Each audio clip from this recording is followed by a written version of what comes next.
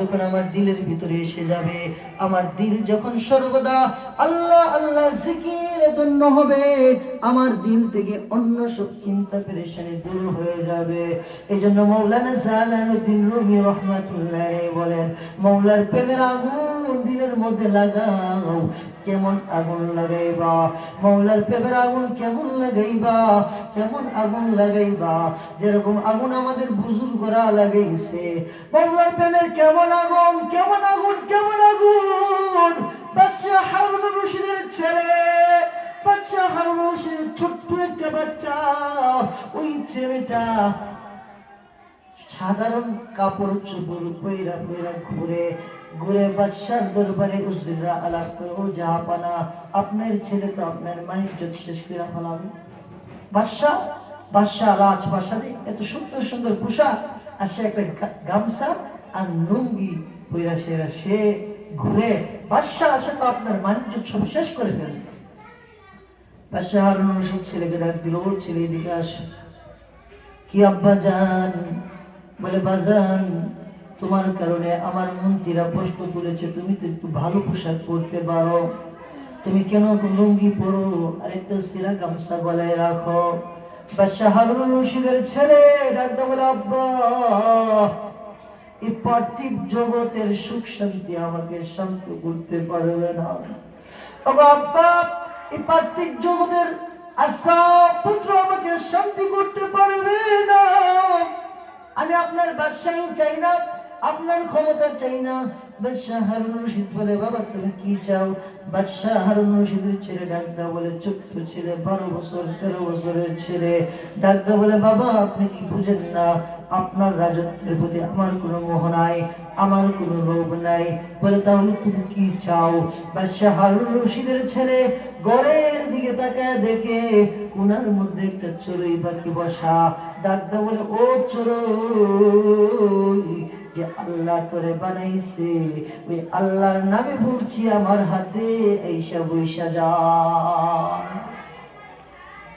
বাদশাহ হারুন রশিদের ছেলে কথা বলার সাথে সাথে চড়ুইটা হাতে এসে বৈশা যায়। বাদশাহ হারুন রশিদ অবাক হয়ে যায়, বলে, এটা কিরকম? বাদশাহ হারুন রশিদের ছেলে বলে, আব্বা, তোমারই বাদশাহী আমার দরকার নাই, আমি তাবারাকাল্লাযী বিয়াদিহিল মুলক ওয়া হুয়া আলা কুল্লি শাইইন কাদির। যে আল্লাহ সমস্ত জাহানের মালিক, যে আল্লাহ সমস্ত জাহানের রব, যে আল্লাহ সমস্ত জাহানের পালনকর্তা, ওই আল্লাহর গোলাম আমি হইতে চাই। আল্লাহর গোলাম যদি আমি হয়ে যাই, সমস্ত জাহান আমার হয়ে যাবে। এই জন্য আমাদের এক বুজুর্গ বলছিল, জু তেরা খলক মেরা জমিন মেরা, अगर एक तू नहीं मेरा तो कोई शै नहीं मेरा। আল্লাহ গো, তুমি যদি আমার হয়ে যাও, আসমান আমার, জমিন আমার, চন্দ্র আমার, সূর্য আমার, এই জন্য আমার মারা ভালোভাবে শুনে, অন্তরের কান দিয়ে শুনেন। দুনিয়ার সম্পদের দিকে তো অনেক দৌড়াইছেন, দুনিয়ার সম্পদ তো আল্লাহ দিবি। আল্লাহকে পাইলে, আল্লাহকে যখন আপনি পাইবেন, দুনিয়াকে আল্লাহ আপনার পায়ের নিচে রাখবেন। আর যখন দুনিয়ার দিকে আপনি দৌড়াইবেন, দুনিয়া আপনার দিকে আসবে না, দৌড়াও দিবে না, আপনি দৌড়াইতে থাকবেন, দৌড়া দিবে না। আর আপনি যদি আল্লাহর হয়ে যান, দুনিয়া আইসা বলবে, আমাকে খাও, আমাকে নাও, আমাকে গ্রহণ করো। আল্লাহ ওয়ালারা এরকম হয়, আল্লাহ পাক আল্লাহ ওয়ালাদের পায়ের নিচে আল্লাহ দুনিয়া রেখে দেয়। দুনিয়াটাকে আল্লাহ তাআলা আল্লাহ ওয়ালাদের পায়ের নিচে রেখে দিছে, কারণ দুনিয়াটার দাম আল্লাহর কাছে একটা মশার মতো নেই। এই জন্য আমার মাওরা ও আমার বোনেরা, আল্লাহ পাকের মহাব্বত, আল্লাহ পাকের ইশ আমাদের হৃদয়ের মধ্যে ঢুকাইতে হবে। আমাদের দিলের ভিতরে আল্লাহ পাকের ইশ ঢুকাইতে হবে, আল্লাহর প্রেম ঢুকাইতে হবে। কেমন প্রেম? জালালউদ্দিন রুমি বলে, নাই হরফে হর কে আজবারে বারি, নাই হরফে হর কে আজবারে বারি, পারদ হাশে पर है মাদারির পারে হায়েশ পর্দা হায়ে মাদারির।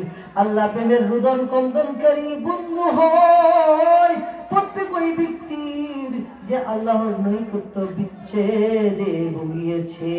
ওই রুদন ওই কন্দন আমাদেরও চেতনাকে প্রখর করিয়া দেয়। আল্লাহ প্রেমের রুদন কন্দনকারী বন্ধু সে হয় যে আল্লাহ পাকের প্রেমের বিচ্ছেদ বুঝছে, দিনের মধ্যে আল্লাহ পাকের প্রেম আল্লাহ পাকের ভালোবাসা ঢুকাইছে। কেমন ভালোবাসা? মৌলার ভালোবাসা। কেমন কেমন মহাব্বত, মৌলার মহাব্বত কেমন ঢুকাইছে যে দিলের মধ্যে আল্লাহ ছাড়া আর কিছু নাই, আল্লাহ ছাড়া আর কিছু নাই। শুধু তার দিলের মধ্যে আল্লাহ, শুধু তার দিলের মধ্যে আল্লাহ, উঠতে আল্লাহ, বসতে আল্লাহ, চলতে আল্লাহ, ফিরতে আল্লাহ।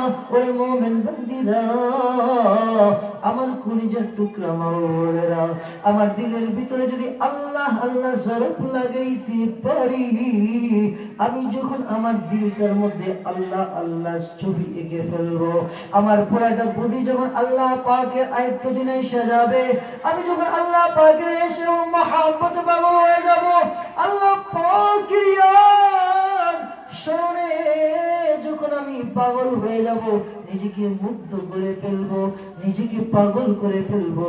আল্লাহ পাকের ইয়াদ যখন আমার ভিতরে এসে যাবে, তখন আমার হালত এরকম হয়ে যাবে যে আমি আমার আল্লাহকে দেখতেছি।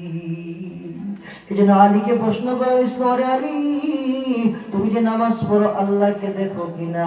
আলী দেখতে বলল, দুনিয়ার মানুষ, আনতা আবুদুল্লাহ কান্নাকা তারা ফাইন লাম তাকুন তারাহু ফাইন্নাকা ইয়ারা। ওই দুনিয়ার মানুষেরা শোনো শোনো শোনো, আমি ওই আল্লাহর ইবাদত করি না যে আল্লাহকে দেখা যায় না। তুমি আল্লাহর ইবাদত এরকম ভাবে করো যেন আল্লাহ তোমাকে দেখতেছেন। প্রথমে এরকম ইবাদত করো, এরকম ভাবে ইবাদত করো যেন আমি আল্লাহকে দেখতেছি।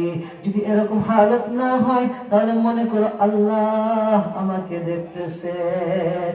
এই অবস্থা নিজের মধ্যে তৈরি করা। এই অবস্থা কিরকম ভাবে তৈরি হবে? এই অবস্থা তৈরি হবে দিলের মধ্যে, ফাযকুরুনি আযকুরুকুম। আল্লাহ যে বলে, বান্দা বান্দীরা আমি আল্লাহকে স্মরণ করো, আমি আল্লাহ তোমাদেরকে স্মরণ করব। দিলের মধ্যে যখন আল্লাহ পাকের স্মরণ এসে যাবে, দিলের মধ্যে যখন আল্লাহ পাকের মহব্বত এসে যাবে, দিলের মধ্যে যখন আল্লাহ পাকের এসে যাবে, নামাজের মধ্যে দাঁড়ায় আর কাঁদে আর কাঁদে আর কাঁদে। কেন কাঁদে রে বন্দী? এক শ্রেণীর বান্দা বান্দিরা যখন নামাজের মধ্যে দাঁড়ায়, তার চক্ষু দিয়ে পানি ঝরতে থাকে ঝরতে থাকে। সেগুলো কেমন আমার আল্লাহকে দেখে, আল্লাহকে দেখে, আল্লাহকে দেখে দেখে সেজদা দেয়। আল্লাহর সাথে তার কেমন জানি কথা হয়। আর এক শ্রেণীর মানুষ তো নামাজে দাঁড়ায়, বাড়ির কথা মনে হয়, ব্যবসার কথা মনে হয়। ওরে বান্দিরা, এরকম ভাবে আল্লাহর ইয়াদ দুনিয়ার মধ্যে তোমার সিনার মধ্যে ঢুকাও। দুনিয়াকে সিনা থেকে বের করতে হবে। এই জন্য খাজা আজল হাসান মাসুফ রহমাতুল্লাহ আলাইহি আল্লাহকে ডাকতে বলছিলেন।